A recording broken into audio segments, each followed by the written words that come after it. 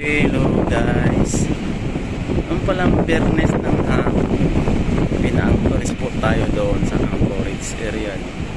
Kasi may bagyo pong parating dito sa Mexico. So bali dalawang gabi, tatlong araw na po kami kinakapalos ng mga malalaking alon dito. Dito sa laot mahirap po magpaikot-ikot, no?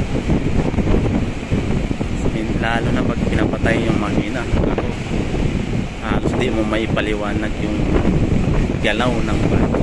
Sobrang likod. So mayroon na po tayong konting damage dito. Nawas pa po yung isang light spring namin. Hindi na po namin alam kung saan na po yun napunta. So sa ngayon, alas 2 ng hapon dito ng linggo, nagkaroon po tayo ng confirmation na papalapitin na tayo doon sa punto. Dahil medyo lang po siya. Pero yung alon kay tuloy-tuloy pa rin.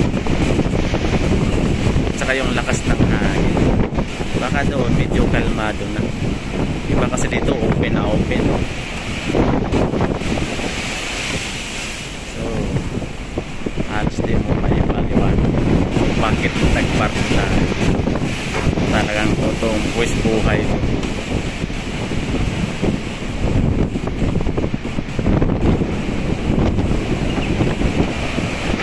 Nakikita mo yun paghahambal yan yung tagig ng barko natin.